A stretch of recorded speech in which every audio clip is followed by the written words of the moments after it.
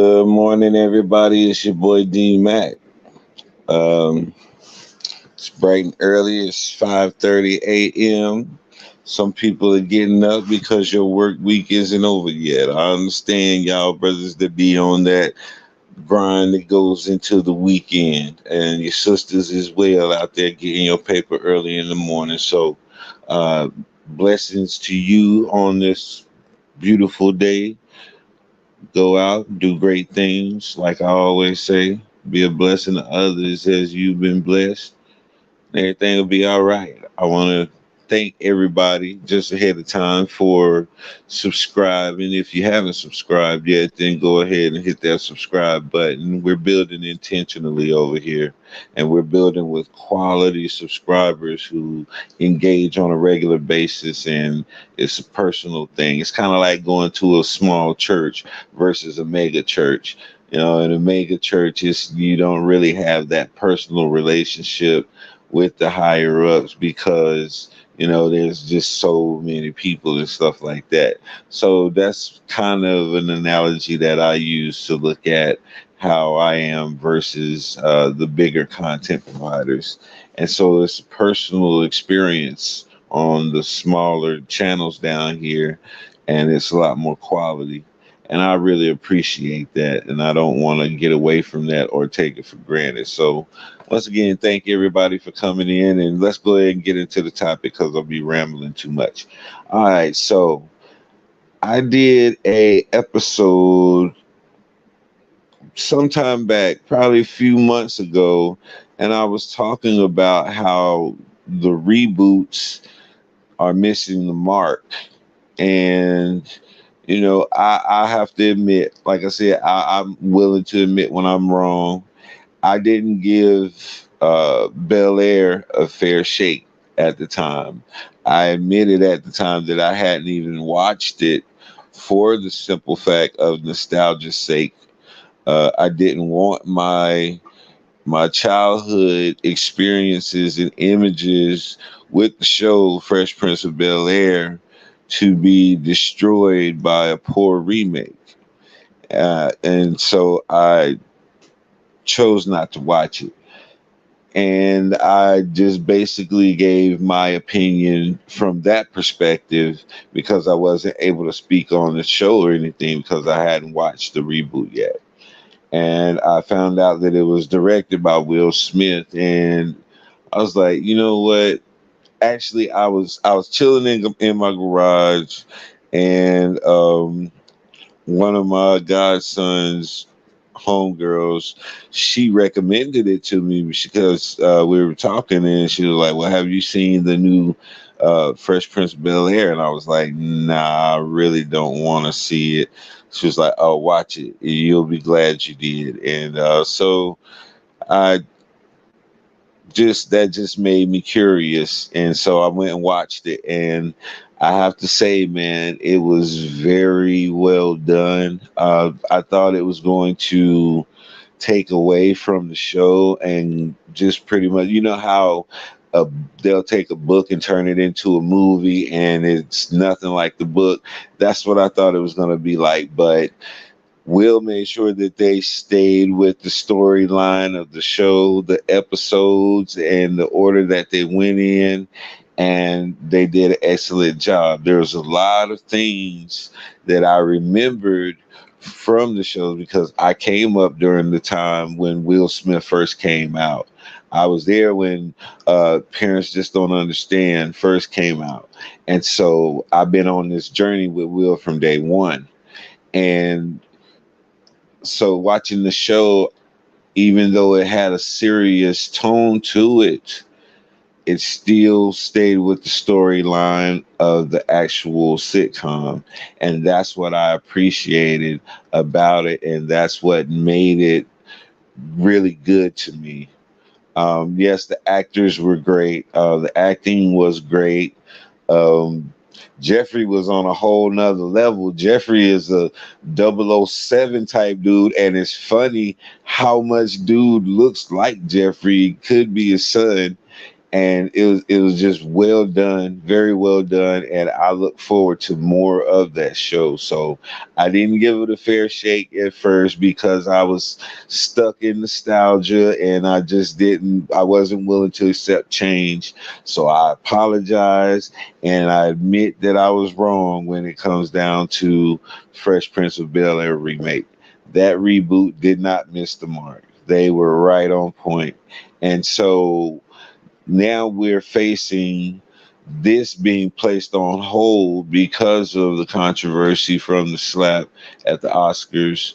And Will is trying to work through this. And I hope to God and pray to God, man, that he's able to get this reconciled and get this behind him, so that, and not just saying disregard what happened, but this is something great.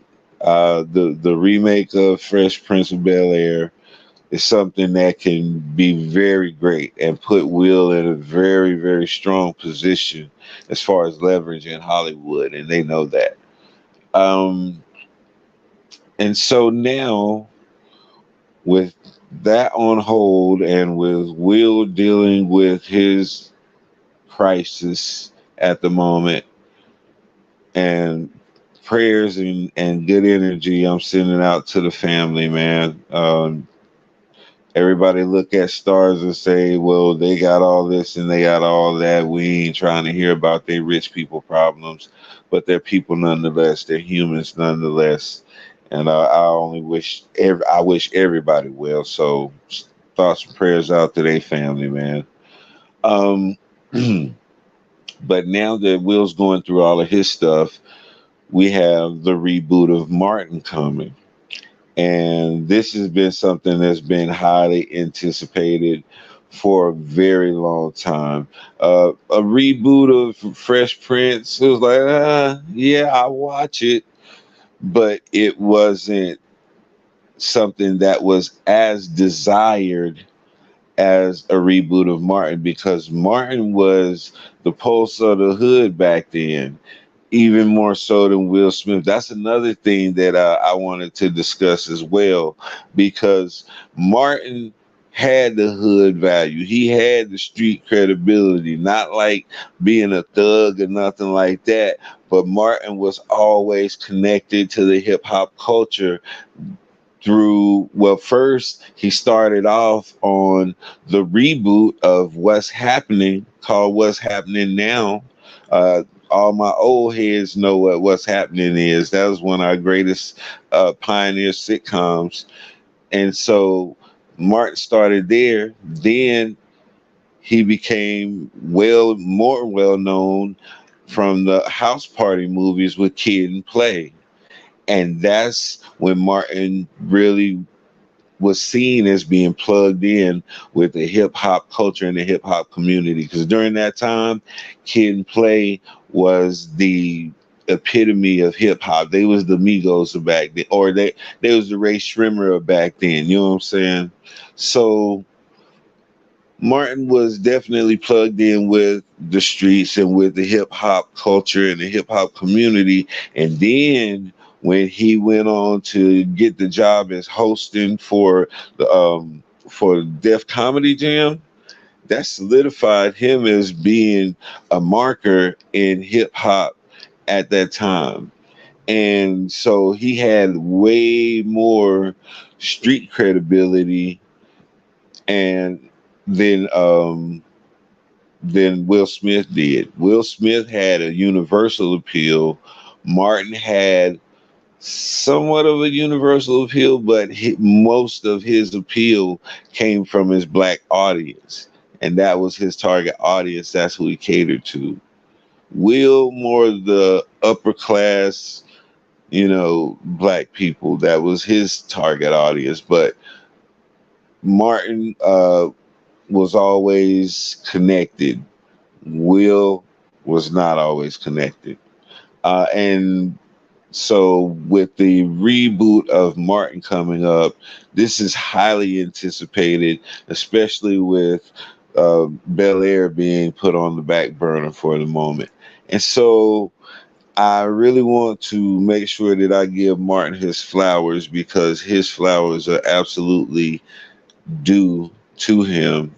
He's been a major pillar and OG in the game for a long time. Tracy Morgan always talks about Martin being his OG and giving him opportunities when he was coming up in the game as well.